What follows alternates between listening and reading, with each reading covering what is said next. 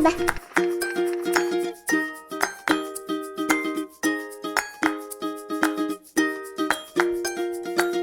Hi, everyone, and welcome to Season 5 of Parent Talk, Everything Parenting and More. I'm your host, Genevieve Becca, mom of two, and I'm with my co-host, Becca Lewis. Hi, Becca. Hi, Genevieve. So I'm Becca, co-host of Parent Talk and also a mom of two, and we're excited for another opportunity to learn with and grow with our children today. Let's welcome another wonderful guest to help us do that. Yes, so today we're talking about the early sign of autism and how to advocate for your child's needs with Carolyn Turkington. Carolyn is a middle school educator that has specialized in teaching special education for the last 10 years. She is also passionate about inclusive education and believes that all children have a unique gift. And she is also a mom of one. So hi, Caroline, and welcome to Parent Talk Podcast. Oh my gosh. Hi. Thank you so much for having me. I'm so excited to be here. I love this show and I'm pretty pumped up. So this is so cool to be here because I follow along. So yeah, thanks for having me. You're welcome. When I talked to Carolyn, I felt like she has so much to contribute to all the parents that are going to be listening to this. So I'm really excited about this episode. And let's just start. Let's do it. So hearing about the word autism, Carolyn, what does it mean? Great question. Well, to be honest, so my son was just recently diagnosed this past summer. And essentially today I'll be sharing our story a little bit about that. But when we heard the word autism, when we first heard it, well, the emotions that came were fear, overwhelm, there was some sadness. I think with any diagnosis of that or any word of that magnitude, there was definitely grief that came with it. Like we had all the emotions, I'm sure, as many parents feel when they have that. But I think now, kind of know we're on the other side a little bit of it all. I really feel that I really want people to know when they hear the word autism that it's not a one box check. It's kind of one of those words that tries its best to describe millions and millions of stories, because autism is not a one box fits all. It's a spectrum, and there's so many kids on it, and adults and people, and with so many different needs and so many different gifts and so many different ways they view life. And it's just, I really want people to know that and my son, of course, now that he's not a checkbox, that he has so many things to offer, and it's us now as society to really try our hardest to adapt to see how they view the world, and not so much that we have to change them to fit us. So yeah. That's beautiful. And, I do work with a lot of families with like autistic children, and all those emotions that you said, I've heard it so many times, and I'm sure a lot of the listeners are also, if they've ever had to question something about their child or have to seek, further questions and evaluation, that they've gone through a lot of that too. Now, can you tell me a little bit of, what were some of the signs that led you to get your child assessed? For sure. So for us, my son had a severe speech delay. So he hit all his milestones, like typical when you would go to see your doctor for your 1-year checkup, or, so my son walked when he was supposed to walk. He babbled when he was supposed to babble, all those things that you look out for to see that, they're growing and developing. My son hit it. And it wasn't until more speech came along where you kind of thought like, oh, well, and again, you always know your kid best. So when he's making noises and babbles, you can, you always that classic, well, I know what he said, but if someone else would say like, oh, I have no idea what your son is saying. But with COVID, we weren't really exposed to a lot of other children. And a lot of the kids in our scenario at his daycare that he was attending didn't return. They all stayed home. And so there was kind of that perfect storm where he wasn't around a lot of same aged peer children to kind of see where, oh, that's maybe where he should be at, and he's not. And so it was this past Christmas we just had, and I thought maybe we should get a speech assessment. So we, call our doctor, and we got on a list, and we got the letter saying, we'll contact you for that appointment. And of course, that appointment never came. We're still waiting. Actually, we've never actually been called from that yet, and it's still, I guess that would be going on. Well, we're in 10 months. And so, but it was in the spring. It was in the spring where my son really, he's always, and there was things that we overlooked in terms of his stimming. He flaps his arms, he purses his lips, he fixates on items. Like now looking back, I can be like, oh my gosh, he's, undersensitive to light. He's oversensitive to sound. He's, a whole bunch of things that, to be honest, I don't want to say I overlooked, but in the sense I did. I just thought that was my kid. And because again, a lot of typical things beyond the sensory pieces where, in terms of transitions or being social, my kid is. Mm-hmm. And I think you're right. It's not a checkbox. And I think that's where it can be, just because you check off one of the things for autism does not mean that person has autism. It's a huge long checklist, and it's the number of things that is checked off. Yes. So, and so when we got our speech assessment, that was the big key. But we would never have gotten that either. We went to a random specialist appointment since my son snores.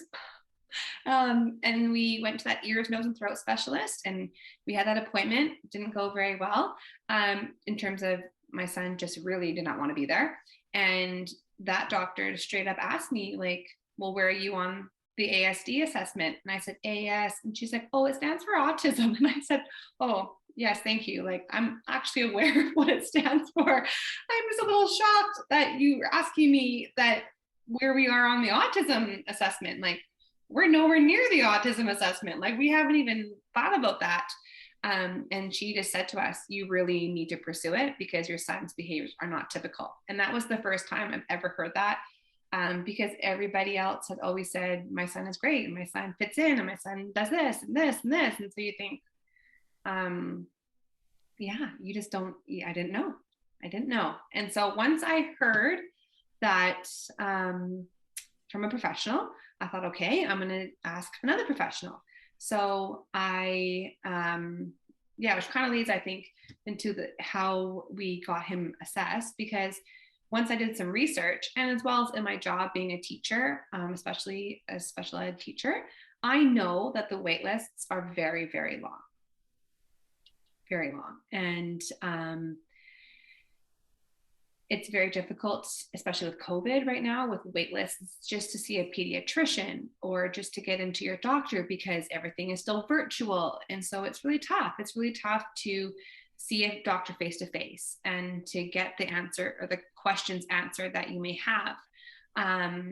But what I did is I know it sounds maybe a little bit crazy, but I just kept calling. That's like awesome. Straight up, I just kept calling, because in my job, I also know there's always an appointment. That's the way to do it. There's always one. And I have to say, like, I never was rude. I never was, we are owed this, or we demand this, or I deserve, because the reality is we don't deserve it any more than anybody else. But I just know that, again, being off the summer because of it being a teacher, we had a very flexible schedule. And so I went on every cancellation list there was. And I literally called pretty much almost every day. And to the point, there was someone who would pick up the phone. And I know it's kind of that old fashioned saying, but like the squeaky wheel gets the grease. And because and what I really learned, though, and I know, I'm sure, Becca, you feel this too, is people want to help. Mm-hmm. Because I know I do. Like, I know when I'm a teacher and I have parents call me, and if they're persistent and they say, we just need help, then I'm like, okay, I'm going to help you. And so I knew that if I kept calling and I kept just sharing our story and saying, listen, like, my son is this old, we have the no professional saying to us that this he seems like he really is on the spectrum, then I know that early intervention is really important, and it can make a huge, huge, huge difference. So I'm going to get it. And we did it. Now, Wow. this point, My brother's son has autism, but it's part of a syndrome. It's called the Furman Mcdermid syndrome. It is actually very rare. And autism is one of the symptoms. So there's different things that happens, but he's like a 6-month old forever, basically, right? And it's at the beginning, we didn't know about the syndrome. We just knew about autism. And we were told that he's just really high on the spectrum. Like, he'll never be clean. He'll wear a diaper forever. He'll never talk, like it varies, but Vincent had everything. But when you talk about, like you don't necessarily see around you what's happening. The mom, my sister-in-law, is an early childhood educator, and she did not see it either. And my mother could see it as early as 2 months old. And she was telling her, there's something, you need to get him evaluated. And all the way until my brother would call me and tell mom to stop because there's no problem. Right. So it is hard also for the person that has people telling them certain things. And also, what do you do on the other end when you're seeing something and it's not being received properly? This is my experience. So I had to say to my mom, okay, maybe let them find out for themselves, back up, like you gotta let them be. But it was very difficult for us to watch. yeah. And as a professional, like when someone comes to me, even if they haven't mentioned the word autism, I will usually bring it up if I see it, just because I might be that one professional that is the light bulb that's like, oh, we do need to look at something. But as a friend, being a professional, I don't say anything unless I'm asked, because I don't want to ruin a friendship with, being that person. And maybe we will reconnect later. But as a friend, I've told all my friends that I say, we do not talk about speech and language and those developmental things unless you ask me, because I'm not going to give you unsolicited advice. But Carolyn, for you, it sounded you were really persistent, which is exactly what I tell parents to do as a professional. And right now, for listeners who don't know, in BC, the public wait list is at nearly 80 weeks. Yeah. And the private wait list, I am in contact with many because I am part of the assessment, and it is probably at least 6 months for a really short wait list, and probably over a year for those who are longer. So Carolyn, how long did it take you to get from, okay, someone's told me this now, to we know what it is and it's been confirmed as a diagnosis? Yeah, so I can give you the date. So we had our speech and language assessment on July 15th. She came to our house, and we had the pediatrician appointment on August 6th, and we had our autism assessment on August 8th. And we had our report back to us with everything confirmed August 30th. So it was a month, like, to get the report back. But it was less than 3 weeks in order for him to get assessed. Now, and I will fully acknowledge that we went private, so that there is privilege, and we are very grateful for that privilege, but I know that that's not a means that everybody would have access to. But with us, we had the money to be able to do it, and it's changed our lives. It's changed my son's life. Absolutely. So now, Carolyn, how do you view autism in your family? You know what? Thank you for asking that question, because even as a teacher, I would say, I have taught so many children on the spectrum, but you really I really looked at it as like, I'm their teacher, and so there's strategies, there's things I do, and it's just, and boy, was I wrong. Like I now with my son, it is such a gift. It is such a gift. He has taught us so, like, even though I think this diagnosis, even though there was so much fear and overwhelm, and because it's the unknown. I think any parent can relate to that piece of, you just don't know what's going to happen for him now. But like, I really then started thinking, like, well, wait a minute, like, autism or no autism, I still don't know what my son would end up being or doing, or like maybe he'll become I don't know, anything. Like you don't know. Like it's all the same questions, whether there's autism in there or not. So, but just within these last, so I mean, in August he got diagnosed, so now we're in October, so like 6-8 weeks or whatever. The amount of clarity and the amount that we can look at my son and allow, like, and really just realize, like, oh, this is how he's communicating with us. So, or oh, this is how he's regulating himself. Oh, this is what this means. Oh my gosh, like it has brought so much, clarity and joy, because you can actually just see my son. You're not looking at all the other things like, well, that behavior or this behavior, oh, that shouldn't be appropriate over here. It's just him now. And that's what he does. And that's what and so he has just taught us to be so brave and so resilient. And I think the part that I love the most is like, because kids can behave a certain way, and then you hold on to that and you're like, oh, that kid, like they totally meant to do that. Right. And then, you kind of hold that resentment or that, a little bit, but like they forget about it. Right. And so he comes back and he'll just be like, hey, mom. You're like, I want to be mad at you. But you're like, you just remember, like, why am I holding on to that? Like, you keep going. And so we really view autism has been such a gift for our family, because it's just really shown how, as parents, obviously we always want the best for our kids, and we always want them to, whatever their best is, that's what we want for them. And I think with having a child with autism is the same thing. Whatever he can amount to, that's what we want him to do. And we just try to keep exposing him to all the things that we would normally always do.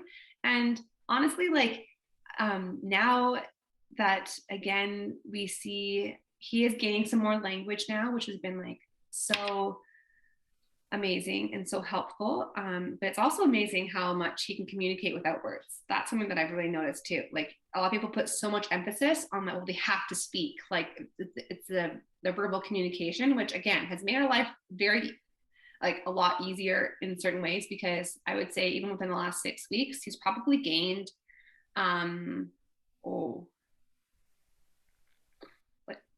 August, he probably had 30 words as a 3-year-old. Now I would say he has like over 100. Wow. And just like, just by understanding him, right? And being there and what he can do. Like, even like I will, my mama heart today, I will share one quick little story.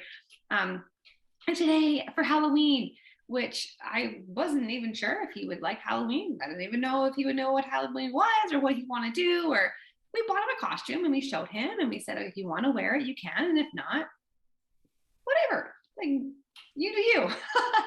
And he was like, no. And so we said, okay. But we brought it along to his daycare, and we picked him up and he was wearing his costume. I was like, how did this happen?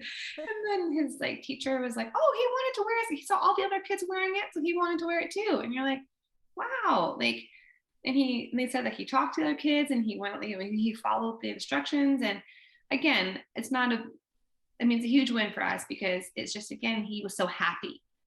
And, we started the daycare, or this new daycare, and he was sitting in the corner by himself for weeks. And so the fact that he took it upon himself, it wasn't anybody forcing him. It wasn't anybody, it was, he chose himself to include himself, which is, I think, really cool. That's amazing. And 80% of our communication is nonverbal. So there's a huge percentage. So it's amazing that he's gained so many words. I had a question in terms of like resources. Where did you look? What was helpful for you? What was not helpful? Good question. So I'm going to be honest, and I know I may offend a few people, but I did not find Facebook helpful. I had that I could not believe how much that was recommended to me, to be in the Facebook groups and to reach out to them. And I did. And there was a few that now I've realized, like, again, some worked for me, some didn't. And that's going to be like anything you come across as a parent. It's always going to be information. And and some you'll like and some you won't. But I found actually reaching out to other parents who I knew had kids with diagnosis, so I could see and just talk to them, and then in terms of their experience.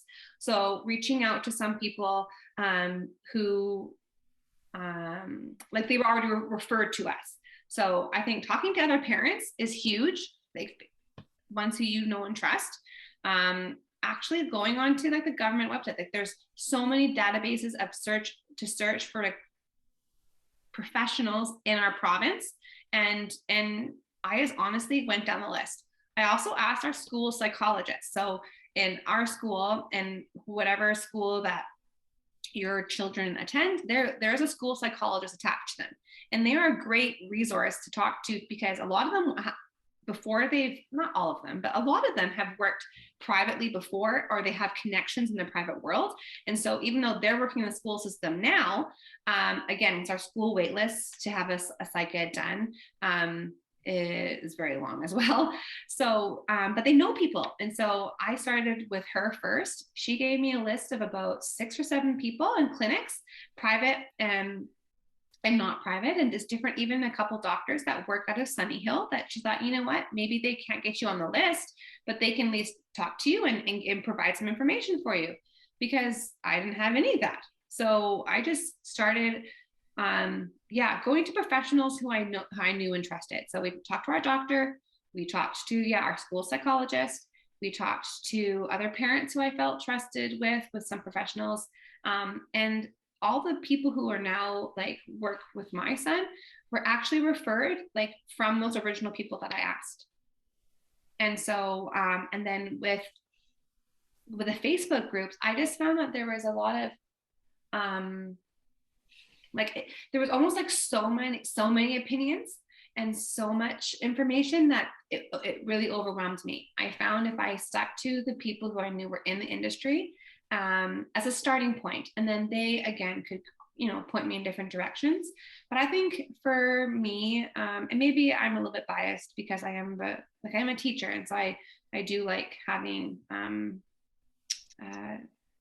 speaking to professionals. But that's where I started in terms of the resources. And there's so much, like even like the Pacific Autism Network online, and I mean our provincial website is amazing. There's like so much information out there that I don't think you need to be on social media to find it. Becca, do you have any resources to give also? Yeah, well, you mentioned speaking kind of with the government. Was it the AISBC? Yeah, I was gonna say, there's so many acronyms. I know there is, and I was like, maybe there's a way to say that differently. But they are based out of the Pacific Autism Building, and they're the line that you call if you have questions. Generally the autism funding, when you call them, they're very, very helpful. So that's straight from the source, which is helpful for families that where their child gets the diagnosis. They do have a social worker, CYSN worker, that they usually, are part of their case. So they're usually a good resource if you're able to, get in contact with them. So we even went to, like, we live in the Fraser Valley, and so we contacted like our child center development in the Fraser Valley, as well as we went to even just our in Langley, the children and family services, and they have so many, like there's even pamphlets and brochures, and they can answer so many questions as well, that there's lots of actually resources right within your community. In terms of like our assessment, we went to Burnaby for it.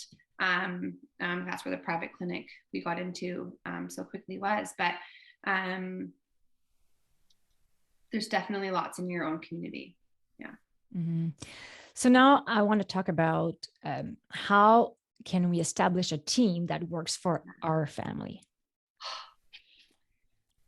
Well, I mean, Becca, I'm sure you have this experience as well, because when you are able to establish a team, it is, as a parent, like such an amazing feeling, because that was a big piece for me, actually, because as a mom, and you always, I mean, and every woman has their own journey in motherhood. I often always felt like, because we did have a traumatic like birth experience and that whole thing. But I always, right from the start, I always kind of felt like, you know, I struggled with that. Like, am I enough for my son? And obviously I believe that I am, and I mean, he chose me. I'm the best mom for him. It's great. But once we had the diagnosis, I really was like, I had that like thought come back into my mind, like, I am not enough for my son. And I don't mean it in the sense of like, I don't feel like I'm not doing a good job.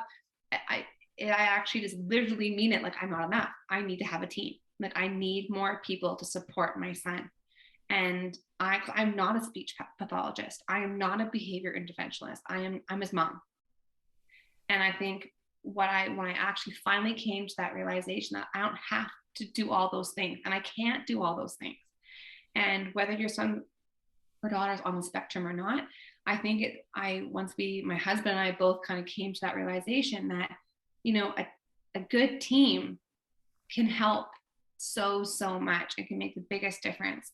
And so the one thing that before we even reached out to anybody, it was really looking at, well, what at the core, what can we give to our son? What are we willing and able to do based on our capacity for everything, as well as what are the top 3 things that our son needs now, right? Because systems are going to change. Our son is going to change. We are going to change. So let's just look at like right now, what do we need? And for us, we really thought about, because my son, again, had not been around a lot of same age peers, we were like, okay, like, he really didn't know how to share. He really didn't know how to interact with, like those types of behavior components and like the mimicking and doing some things for himself, which age appropriately he should be able to do. So behavior was we contacted a behavior consultant. We thought that was a priority for us. And for the speech pathology, we really, again, I know people are going to say, well, speech isn't everything. And that's right, it's not. But for us, for our own personal experience, we really had, both my husband and I had this gut that, like, my son Reese, I should say his name, sorry, Reese, he has really felt that he had all these words in there. And we wanted to see, with like someone who's specially trained, to be able to try and get those words out if he had them. And and we kind of thought, you know what, if we do a year of speech and it's like, oh, not so much, so then I'm like, okay, that's fine. But we really wanted to give him a chance to learn the skills to be able to get those words out. So yeah, we just kind of looked at first starting, okay, what do we really need right now? And then we thought, okay, who are those people that can help us do that? And then again, we started, like I said before, we started calling and reaching out, and yeah, we found the people. We found the people who could be with us. And even like little things like beyond the specialists in terms of like behavior and speech and like OT, all that, PT, that sort of thing.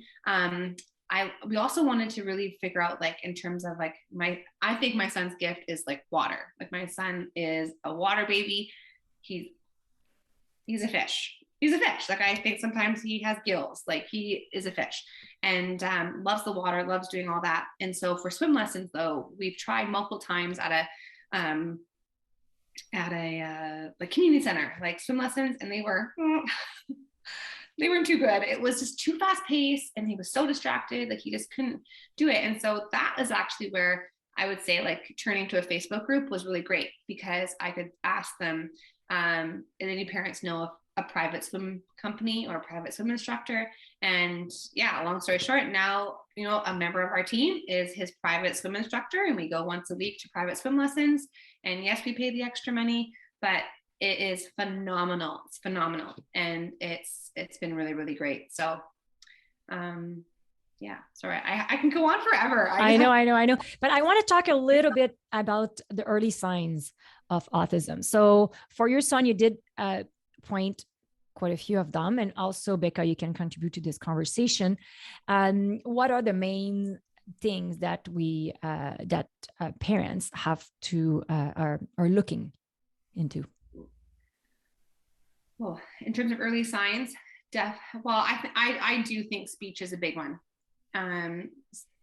personally, I know, again, biased, and that was ours. So speech, but gross motor, that was one we really overlooked. Because he walked and he crawled and did all those things, I thought, oh, well, he's fine. But when I looked at like climbing on the playground, he couldn't do that. He can't ride a bike. He can't figure out stairs very well. He can't, jumping on a trampoline is struggling for him. So things like that, where I thought, oh, whatever, all kids are like that. It actually wasn't. So sometimes you really do have to take a hard look. And again, I don't think anybody wants to be that parent that, again, is looking at every single thing and then stressing over every single thing. Because like Becca said before, I mean, it's such a long checklist, right? Such a long list of things that just because you can't do one thing doesn't mean you're on the spectrum. It's the combination of all the things. And so I would look at for early signs is, again, if your son or daughter has a deficit or a delay in one area, that's okay. But if they have a delay in 1, 2, 3, 4, 5, 6, 8 areas, that's something we need to look at, and that's something that you need to get help with, because there's so many people out there to help you. And that's what we've learned. We think like you're in it by yourself, and the reality is that you're not. You're not alone. There are so many people who are rooting for you. Like it wasn't like all the people who we contacted, it wasn't like, no, sorry, we're not going to help you, click. It was like, I really hope you're going to get best, help you can. And please call us back if you can't find anybody. And like, that's what I really found like reassuring when I was calling all these places, is people legitimately want to help you. And if they can't, if you keep calling, they will find someone who will. Absolutely. And it's about, just like any parenting, it's about building that village, right? It sounds like building your support system, and it's not any different with autism. You just might need some different people in your village to help. And in terms of like the early signs for autism, autism by definition, it comes from, there's a definition in the DSM-5, which is the diagnostic tool to use. And so there's different components in that. So, some of it is, part of it is that social piece, that social differences and how they interact, and is one area that will be looked at if we're seeking an autism diagnosis. Communication is another one, or even social communication, because there's that piece too. And then there's repetitive and stereotypical behaviors. You mentioned the hand flapping. That's one that is commonly seen, but there's others that are sometimes, a little less common. I actually, I always say that sometimes you don't really know what to look for. So I had a small child. They were about 3 years old, and they were verbal, but they had stereotypical language that they would use. And it wasn't until like the third or fourth time that I saw them that I was like, oh, it's interesting that they always bring up their piano. Like, this 3-year-old is bringing up a piano. And the first time it was cute. And the second time was like, oh, interesting. They're really interested in it. And the third time, like, oh, this is why you have a diagnosis. This is part of it. This is what you know what to say. And this is part of your stereotypical and repetitive behavior, because that is where you're kind of stuck on what to say socially, because you don't know what else to say. So, those are some areas to look at, and it presents really differently in different kids because they're pretty vague categories to look at. Like social skills is a really big category. Language skills is another one, and what is a repetitive behavior? We all have our own repetitive behavior. Who likes to like flick a pen, as they're thinking, or twirl their hair? Those are repetitive behaviors that bring us a sense of calm, and that's what a lot of kids, autistic kids, do. I know, even as a teacher, I look back to my very, very first year of teaching, and I had a boy, and he on the spectrum, and he used to rock and rock and rock and rock, and I was be like, I remember being like, okay, like no rocking, like remember, you don't rock. And now, like, I almost got, like, it just breaks my heart. Like, I wish I could go back in time 12 years and say, no, you rock away, sir. Like, you rock on. And but again, we learn. And I think that's what, as a parent now who has advocated and has learned. Like I'm learning so much. Like I have still so much to learn, and there's so many people out there that I turn to and look to, and but I think, you know, I would really love a society and that really looks at the importance of language and how we speak about children on the spectrum, and again, we're going to make mistakes, and what I think what I believe in is going to be different to someone else, and that's okay. But I think it's having the conversations and opening up to the dialogue, and it's one thing to be aware. Like I know October, actually, the month we're in is Autism Awareness Month, and I've been, you know, trying to think like, well, how should I post about awareness, and how should I maybe like share about this, and I really realized like, well, I don't want to, there's some things I don't want to share because I feel like it's my son's story. Like it's his story to share. And so there's some things where I think maybe I should say that, or I should say this, but then I think, well, I actually would want to know what his opinion is before I share it out. And so I've just tried to take the view of, well, what's my story and what am I learning? And I hope that I can have the dialogue with my own friends and my own family, and then broaden it out to my community and beyond, to have the conversations that we can all learn, and to really be inclusive and include the children with autism, and not just say like, oh, well, that kid's not, well, the autistic kid, they're going to be over there. Like, what does inclusive education actually mean? And it's not just having the kid on the spectrum sit inside the classroom and be like, oh, great, we're doing inclusive education. Like, no, how is that child contributing to their environment? And that's why I think today I was so happy to see my son, who, again, he chose to be included, and he chose how he could, at his best, be involved to the best of his ability. And that's what that's what I want to see celebrated. So, on another topic, yes. Carolyn, you are also the founder of Mom Babes. Can you talk short about the Mom Babes? Yeah, thanks. So yeah, the Mom Babes, we're an online community. We are moms, we are authors, we have written books. The big piece is, again, we started the Mom Babes, oh my gosh, I guess 3 and a bit years ago, where it was essentially, we wanted a community where moms wanted more. And we wanted to be a place where moms felt, again, supported and safe and celebrated. And that, again, when you come into motherhood, a lot of times, you know, your hopes and your dreams and your desires, they kind of get put on hold a little bit, because you wait till the kids are older, you wait till you lose 5 pounds, you wait till whatever. And it's, you know, the Mom Babes are the permission slip. We are here to tell you that not to wait, and that your hopes and your dreams all matter. And when you act on all those things, everything else around you is better too. And we want to live that legacy, right? We want to do it now so that we can show our kids that you don't have to wait, and you don't have to leave something behind. You can do it now. And so, yeah, so the Mom Babes, we're a community for everybody, and all women and all moms. And we just last spring had our first book launched, The Mom Babes, a Motherhood Anthology, which is a collaboration of women in our community who all submitted a chapter. So it's a real community book, real community feel. And we actually just started a book 2. So we have a new batch of authors who have joined, and they're currently writing their stories to be shared next spring as well. So, Awesome. Well, keep us posted, you know. I will. Yeah. So, that's awesome. So, Carolyn, we can find you on our panel of expert at parenttalk.ca. Where else can we find you?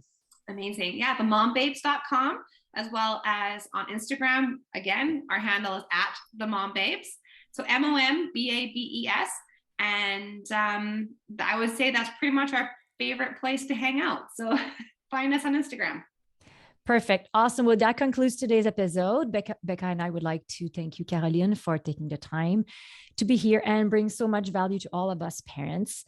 I got to say, at one point you were talking, I had to pinch myself because I could feel, I almost had the tears I wanted to come out, you know, I could feel your emotions, and thank you for sharing. That's what I'm trying to say. Like, thank you for sharing, because I'm sure this is going to land somewhere and is going to actually make a big difference for someone.